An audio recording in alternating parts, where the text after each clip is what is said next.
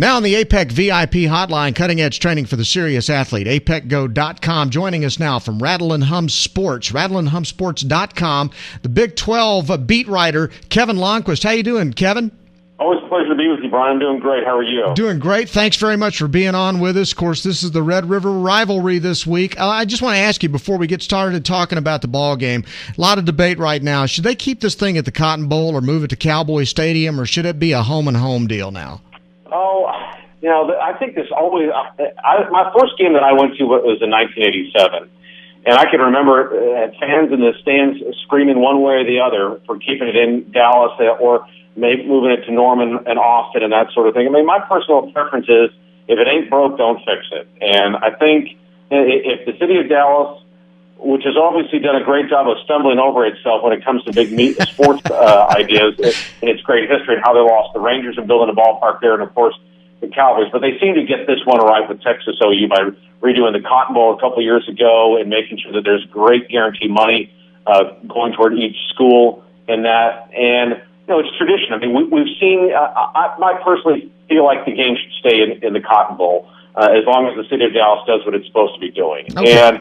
And again, we've lost so much tradition with all these rivalry games going away, and because of the realignment of college football and television making a huge influence, that it's kind of nice to see a little bit now where you still have one side of the Cotton Bowl of crimson and cream, the other one of burnt orange and white. It's nice to still see some of those staples in college football still remain. Yeah, and I will tell you, because I covered the Southeastern Conference when I worked in Tennessee for a while, and I always loved going to the Alabama-Auburn game for the same reason when it was a 50-50 split. Now they're home and home, and it's still a great game, and it's still a tremendous heated rivalry, but it was so much fun to see 50-50 in that stadium, and you could just see the fights in the stands were more entertaining than the games a lot of times. Yeah, exactly. I think what's kind of funny, too, is when you see, if a game turns into a blowout, and it's been going against Texas over the last couple of years, but when that game's turned into a blowout, that you'll just see one side of the stadium completely empty out. I've always kind of been amused by that. Everyone's like, I'm done with this game and I'm out of here. Corn dog time.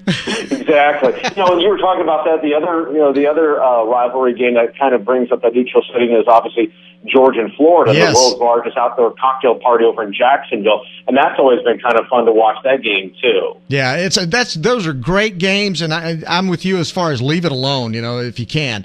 All right, sure. What have we learned about the Texas Longhorns after their loss last week in a wild game against West Virginia? I think we learned that David Ash is a great competitor. I think obviously there was a huge mistake on the third down snap where he had a communication problem with his center. But outside of that, he played another solid ball game. I think we learned that West Virginia's rushing defense is a lot better than we gave it credit for, and that's really what the difference is, that they were able to stop Texas's run better than I thought they could, because I told you last week that I thought the difference in the game was going to be Texas being too physical in the running game, and shame on me, because West Virginia really stood up, and maybe the thing that really helped West Virginia from a defensive standpoint was how it was able to, look at the film of what happened the previous week against Baylor and make some adjustments there, and knowing that Texas's offense, from a passing standpoint, isn't as high-powered as Baylor's, but at the same time, I also think too that they just played a lot better game. And as far as getting back to Texas for a second, I think their defense still has a lot of problems. Think about this, Mike. Their rushing defense is one of the worst in the Big 12. Yeah. I mean, they're giving up over 180 yards.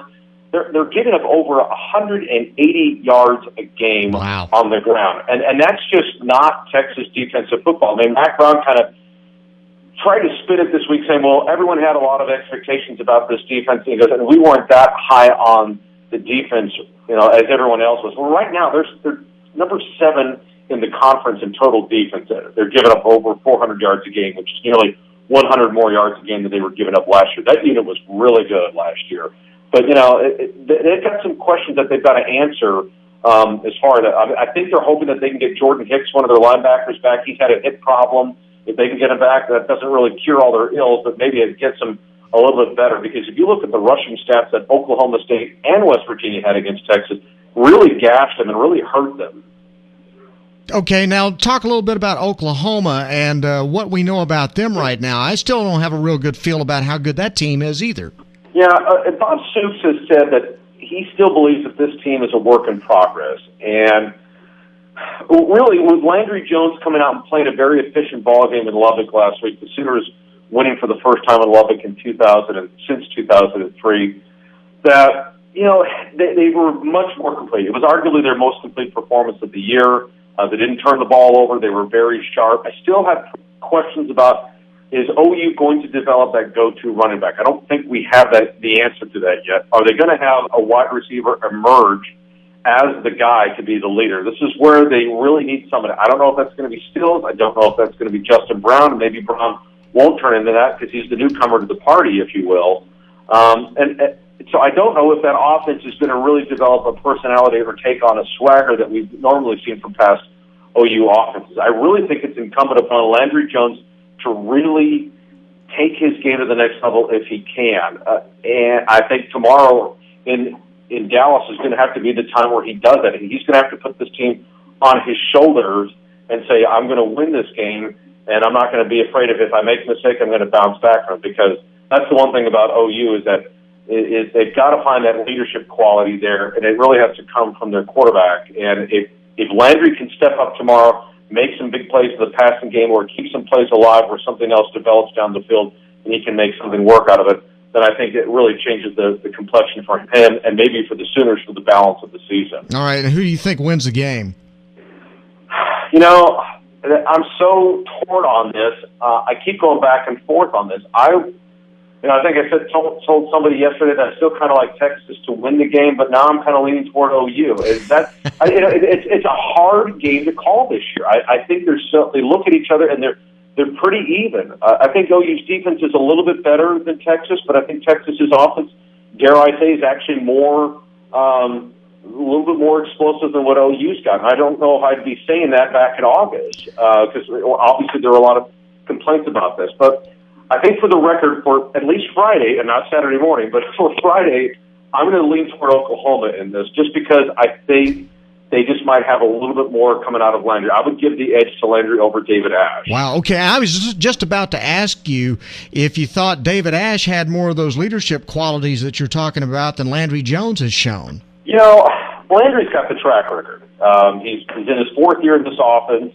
David this is his first full year to start. And David's made some big plays. People will probably get all over him and have gotten all over him because of the mistake against West Virginia last week. But, this has been kind of a maturation process with David, running this offense and making sure that he understood what was expected of him and put the team on his back and just continue to, not to be, I think we all thought at the beginning of the year that David was going to be just don't lose the game, just manage it and so forth, and we're finding out that David's doing a really good job. He's only thrown one interception this year versus 11 touchdown passes. So I think he's becoming much more of a better quarterback than I think we were giving him credit for maybe about a month ago. I'd still give the edge to Landry just because he has the experience and he's played in this game and been successful winning this game until proven otherwise. Unless Ash just steps up tomorrow and has a tremendous game, which can happen. I mean, we saw that how many years ago when we saw Butch Hadnot emerge in this game and have a huge and come out of nowhere and lead Texas to a win. And that's what this game can produce too. Is the fact that you can see those kind of things happen, Brian, where a kid will just come out of the line or come out of the shadows and make a big name for himself. Maybe that's where David Ash does it. Maybe that's where Jonathan Gray does it. Or maybe that's where Dominic Whaley, their top running back for OU, really resurges as the top of the back as one of the top running backs in the conference. It should be a great game, but for my money, I'm going to still lean toward Landry at this point. Okay. Kevin Lonnquist from rattleandhumpsports.com. All right, we talked last week. At the time, we didn't know what was going to be the final decision about Casey Pahal. Now we know that he's done for the year. He's checked into rehab or is checking into rehab. And TCU's season now is teetering on the brink of disaster. They lose to Iowa State last week at home. Now they play at Baylor. And all the pressure comes on the TCU defense to slow down that Baylor offense when you don't have an offense that can keep Baylor off the field now. Yeah, and just to touch on Paul Hall, I think we had talked last week, Brian, about how we were hoping that this was the direction that the university would take without us getting into citing his addiction issues and so forth. That has to come from the university. I would never want to say anything about a kid until somebody else makes it public from their end. It's just the proper thing to do. Mm-hmm. But as far as Paul is concerned, I think this is probably the best thing that could have happened for him. Whatever internet rumblings were going on as far as what was really going to be the outcome of this, and if there was some sort of power struggle between Gary Patterson and the chancellor about what to do with him, the best news is that this is the best decision for him. As far as TCU season is concerned, well, including Iowa State last week, Brian, the Horned Frogs' last 8 opponents, they have an aggregate record of 30-7. And they still got to go to Stillwater. They still have to go to Morgantown. Those are back-to-back road trips. And then they got to go to Austin on Thanksgiving night, and then they're home for OU. And not to mention that Patterson still has to play his alma mater, K-State, in a few weeks as well. It's a big game for TCU. I think they'll play well. I really think they will. I think Trevon Boykin, when I saw him last week, he made a lot of redshirt freshman mistakes making his first career start. I mean, the pick six was a killer, and then when they drove down to the inside the 5-yard line late in the game, and then Boykin threw the other interception that pretty much ended the game. Those are mistakes that you're going to have to live with as a redshirt freshman. But I like him. I think he's going to be a great fit for their offense. They're going to be a little bit thin at running back because even if Matthew Turner plays, I don't know how well that ankle is going to hold up, especially with it being on a field turf surface down at Floyd Casey. You're right. The TCU secondary is going to have a lot of problems with the Baylor wide receiver core. I love Terrence Williams. I'm going to go out on a limb and say he's the best wide receiver in the country. I said the conference, but I'm going to say I think he's the best wide receiver in college football. And it just so happens that he happens to be playing in Waco. But for me, Brian, when I saw him catch that touchdown pass to beat Oklahoma last year that gave Baylor its first win ever over OU, I think something really changed in that kid. I love his size, about 6'2", about 210, runs like the wind, and he's physical, and he's just a matchup nightmare. And he's going to be I think there's just going to be too many problems, too many balls going all over the place for TCU secondary to answer. And if you go one-on-one with that Baylor wide receiver core, you're asking for it. So I don't know how Gary Patterson wants to do this. I've suggested that if future defensive coordinators are going to look at Baylor's passing game, you might want to consider just committing yourself to consistent nickel and dime packages, just to because you want to make Baylor run the football. And Baylor's been a little bit inconsistent running the football this year. All right. I'm sorry, but I think that Baylor will win the game by like a touchdown, maybe 10 points. Okay, very good. All right, we got about a minute, so hit on Kansas State and Iowa State first. Upset alert for K-State. They're catching an Iowa State team that's going to be pretty excited the way it's coming off the win over TCU last week. Jared Barnett got the start right, got named the starter like as they were coming out to do the kickoff last week against TCU. He was very efficient.